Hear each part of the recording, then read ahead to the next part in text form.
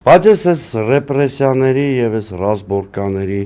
մեկ այլ դրսևորման մասին եմ ուզում խոսամ, որի անունն ներդրումային միջավայրը։ Տեսեք, վերջին 1 տարվա ընթացքում Հեց հիմա ոնց որ թե Արարատ ցեմենտ, հələ փոքր բաների չեմ ասում, օրինակ այդ Երևան wellness, հա, այդ multi wellness։ Multi այդ փոքր բաները էլ չեմ ասում, խոսում եմ երկու խոշոր համակարգաստեղծ ձեռնարկությունների մասին, Հեցի եւ Արարատ ցեմենտի։ Այս ու սրան զուգահեռ օրինակ երեք կարդում եմ, որ արաբական մի հատ կամպանիա լուրջ Վրաստանում մեգանախագծերի եւ կառուցապատման նպատակով միլիարդավոր ներդրումներ պիտի անի, որ այդպիսի համաձայնություն է ձեռք բերված, ու մեր թշվառ իրականության մասին եմ մտածում, որտեղ եւ մի քանի 100 միլիոն արտաքին օտարերկրյա ներդրում կա մի խոսքով, չգիտեմ էլ քանակը, ենթադրում եմ։ Այս ինչ որ կատարում է Հայաստանում, ինչպիսի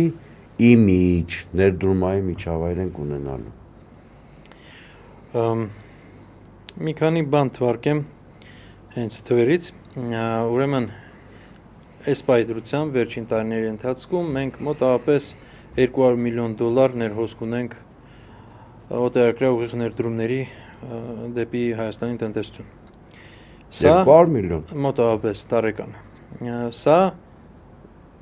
խայտարակ թիվ է, ՀՆԱ-ի 1%-ից ավելի քիչ է։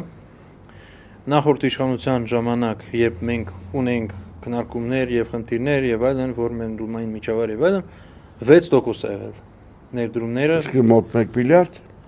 1 միլիարդից իջնում էր դեպի 600 միլիոն եւ այլն, բայց այդ ժամանակ, ասենք, նայած որ տարին, հա, բայց միջինում 6% եղել Սերժ Սարգսյանի տարիների ընթացքում եւ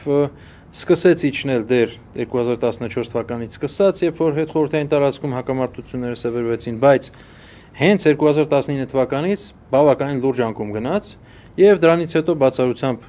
23-24 թվականների երբ ներհոսքը եղել է հիմնականում ռուսական այդ շրջանցող կապիտալի, մենք ունենք հիմնականում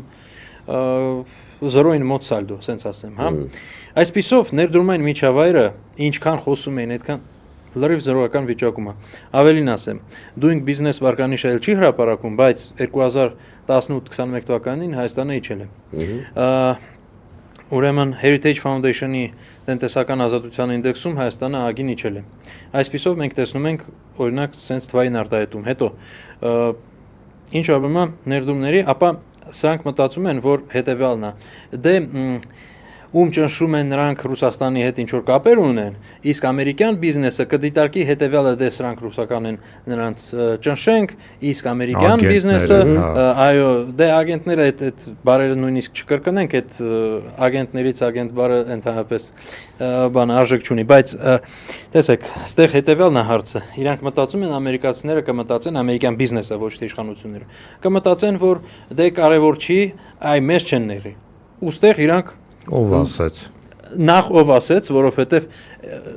ես օրինակ գիտեմ հենց հիմա Ամերիկայի քաղաքացի հայերը, ովքեր քննադատել են Փաշինյանին Facebook-ում, եկել են Հայաստան եւ նրանց, ասես ասած, բռնաճնշումների են ենթարկում։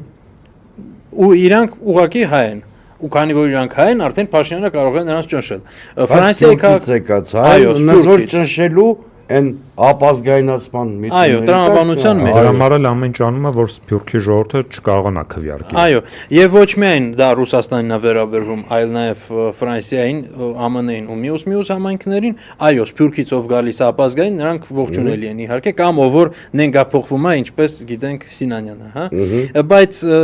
որովհետեւ ինքն էլ դաշնակ է եղել, լրիվ ուրիշ բաներ է խոսացել, բայց դե ինչին հասանք, տեսնում ենք։ Հիմա ինչ վերաբերվում է արդեն ներդրումներին։ Ապա ցանկացած ներդրողը նախ այո իսկապես նայում է, որ այս երկրում ազգայնացում չեն կարող ասել, սա ազգայինը չի դառնալու, սա այսպես ասած օրինակ Զանգեզուրի բրնձամոլիբդենային կոմբինատի, երբ որ էլի վերցեցին 20%-ը, այո, Վահե Հակոբյանի, եթե չեմ սխալվում, դա նույնիսկ նախ էլի անօրինական է եղել, բայց նույնիսկ եթե դիտարկենք, վերցել է ոչ թե կառավարության ենթակայության տակ, այլ վարչապետի գրասենյակի ենթակայության տակ, որը էլի հատկանշական է, հետաքրքիր է, եւ սեփականության խլում եւ վերաբաշխում։ Ну, վերջին հաշվով դա է տեղի ունենում, այո։ Եվ առհասարակ,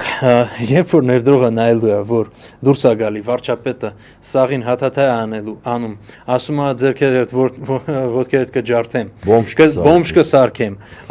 սաղիդ կթաղեմ, բանտ կնստացնեմ եւ այլն, հիմար ხო չեն որ գանստեղ փող ծախսեն, բայց մի կողմ թողնենք Փաշինյանին։ Եթե հիմա ենթադրենք այս իշխանությունները Ամերիկայի հետ ենթադրենք լավ են։ Ну, Ամերիկայի իշխանությունների հետ լավ են։ Ու ամերիկյան բիզնեսը մտածի լավ, այսպես կոչված ռուսամետ, որովհետև էս էլ է, այսպես ասած պիտական իմաստ, հա, ասենք ինչ ռուսամետ, ասենք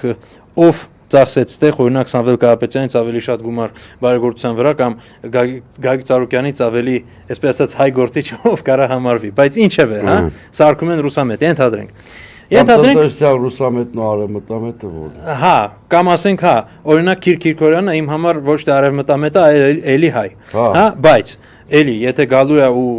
Ամերիկայի շահերի տեսանկյունից է խոսալու, ուրիշ բան կամ Ռուսաստանի շահերի տեսանկյունից, բայց ինչև է։ Ստեղ խոսում է հետևյալը։ Լավ, ամերիկյան բիզնեսը դիտարկելու է այդպես։ Ենթադրենք հիմա պաշտպանված է, բայց իրանք խո հասկանում են, իրանք երեք չեն ծնվել։ Եթե ենթադրենք, ստեղ եկա ոչ թե այսպես ասած, այսպես կոչված ռուսամետ, այլ իրական ռուսամետ իշխանություն, իսկ եթե հիմա այդպես է, ապա հաջորդը այդպես է լինելու, հա։ Այսինքն հիմա իրանք են ենթարկվում իրախավորել։ Կյանքի կանոնը այդպես է, ինչքան հիմա Փաշինյանը նեղում է ընդդիմությանը, այդքան հաջորդ իշխանությունը, որը լինելու է Փաշինյանի իշխանություն, կարող է այսօրվա ընդդիմության նման կառուցողական ընդդիմություն չլինի, լինելու ավելի ռադիկալ, ինքն էլ գալու է սկսելու է սրանց ճնշել։ Այսինքն ինչքան Փաշինյանը հիմա իդեպ վիճակը գնալով բերելու է քո ասածին,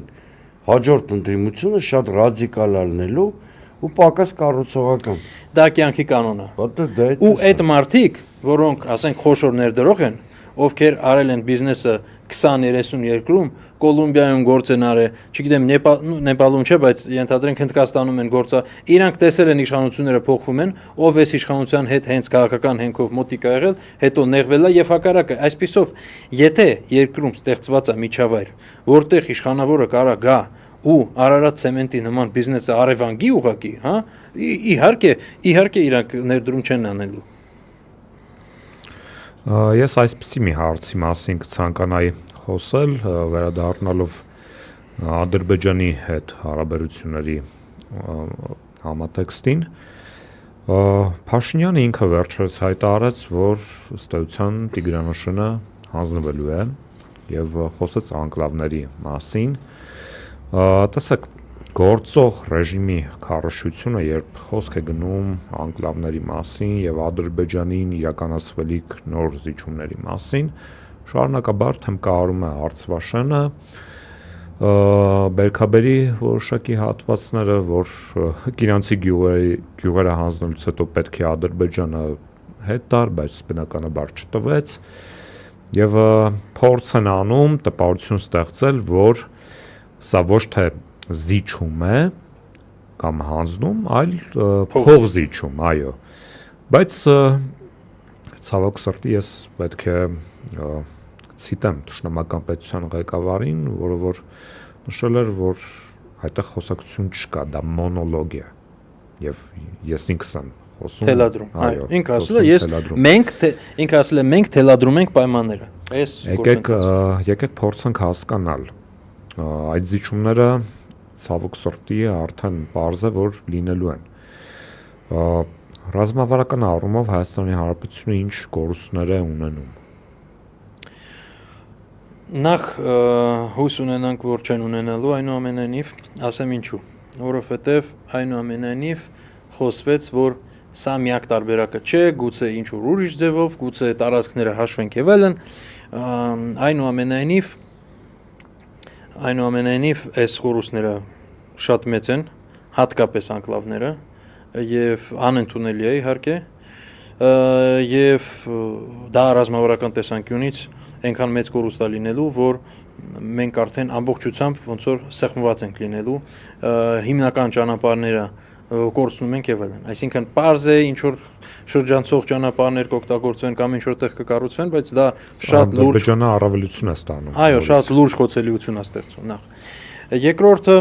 ինչ վերաբերվում է արդեն առհասարակ այն բանին, որ այո, փողզիջումը եւ այլն իրանք էլ են, մենք էլ ենք ինչ որ բան ստանում, հա, այդ ոնց որ միշտ ասում եմ։ Դե այդպես ասեմ։ Հասկացողը արդեն ամեն ինչը հասկացել է, արդեն ծիծաղելու է։ 8 տարի անդադար Ադրբեջանին զիջում, այդե Փաշինյանը եկել է առաջինը ինքը ինչ արե, ինքը տապալել է Նախիջևանի ու Արենի գյուղի ու այն Ելփին Արենի գյուղ հատված որ կար, այսպես կոչված Գունուտի օպերացիան, որ Ադրբեջանը 3 ամիս փորձում էր այդտեղ մի կտոր զավթել ու ավելի շուտ հետնահանջա ունեցել, հենց Փաշինյանը եկել է իրանք առաջ են գնացել։ Ինչու՞ դե Այդ օրերին մամուլում գրվում էր նեղություն ընդհատելու համար, որ ադրբեջանցիները հեկտարներով հողեր են գրավել մեզնից, բայց համատարած էյֆորիայի ֆոնին չնկատվեց։ Կորավ գնաց այդ թեման։ Այո, բայց դա եղել է 2018 թվականի մայիսին։ Ու դրանից հետո անդադար միակողմանի զիջումները, բայց հիմա Ադրբեջանը իհարկե մեզ այնքան լավ ռեսուրսներ է տալու, որ կօգտագործենք։ Կարող է նույնիսկ ինչ որ անիմաստ տարածք տան, որտեղ մենք նույնիսկ ֆիզիկապես չկարողանանք անցնել։ Սահմանի վրա մի բան, հա, օրինակ Արցվաշենը։ Որևէ մեկը չի պատկերացնում, որ ուղղակի մեծ ցանկության դեպքում այո Արցվաշենը մենք բնակեցնել եւ լոգիստիկ կապնել ապահովել շատ դժվար է լինելու, որովհետեւ 12 կիլոմետր կտրված է ինքը մեր սահմանից։ Դա ինքը այո պրոբլեմատիկ է մի շրջափակված է, ել չասած տները քանդել են, եկեղեցին քանդել են, ամիջը քանդել են զիջումների հետ։ Իհարկե։ Դե Ալիևը շատ լավ հասկանում է, բայց ինքը ինձ թվում է նույնիսկ Արցվաշենը չի տա, որովհետեւ ինչու տա։ Ինքը ոչ մի բան չի տա, մի չէ։ Արդարության համար ասեմ, մի դիրքը Ադրբեջան այդ Կիրանցի հատվածում ադրբեջանցիները մի դիրքը զիջել են։ Իրանք չեն բարձրաձայնել, բայց հետո բարձվեց մի դիրքը զիջել են։ Նու ենթադրենք մի 30 դիրք ստացել են հայկական կողմից, մի դիրքը իրանք զիջել են, բայց կարևոր այն է, որ առհասարակ ոչ միայն անկլավների մասն է խոսքը գնում, այլ ողջ սահմանի մասին, որտեղ Տավուշի ու Գերկունիքի մարզերում, որտեղ նույնիսկ տեղ մենք ենք հետ, տեղ մենք ենք առաջ սովետական սահման կոչվածից, որովհետև դա միջմարզային սահման էր մեծ հաշվով, հա, բայց շատ կարևորը այդ սահմանը հիմա հարթ է, ինքը գրեթե ուղիղ գիծ է։ Ինչու՞։ Որովհետև այդ քարտեզի վրա նկարված է մի կողմ, այս կողմ, այն կողմ սենց գնում է։ Իրականում դա ուղիղ գիծ է։ Եվ այդ ուղիղ գիծը թույլ է տալի մեզ պաշտպանվել։ Կիրանցում ինքը դարպաս է բացել, բայց այդ բացի ադրբեջանցիները ուզում են պատնել քանդել ամբողջ գծով, իրանք ուզում են սաղ այդ ենթակառուցվածքները, որոնք կառուցված են եղել ու պաշտպանել են Տավուշը, ուզում են գրավեն։ Ինչու՞։ Որովհետև նրանք ինչքան հարձակվել են Սյունիքի վրա եւ Գերկունիքի հարավի վրա, հա Վարդենիսի շրջանի վայլն կամ ասենք Վայոց ձորի վրա, իրանք կարողացել են այդտեղ զավթել, որովհետև Փաշինյանի օրոք կառուցած առաջնագիծը ու ռազմավարական տեսանկյունից ոչ այդքան, այսպես ասած, ձեռնտու դիրքերը, որովհետև լոգիստիկական եւ այլ խնդիրներ ունենք։ Տավուշում ավելի բարդ է։ Տավուշում լրիվ ուրիշ վիճակ է, չեն կարող զավթել, դրա համար ուզում են այսպես կոչված խաղաղությամբ ստանալ։ Սա է։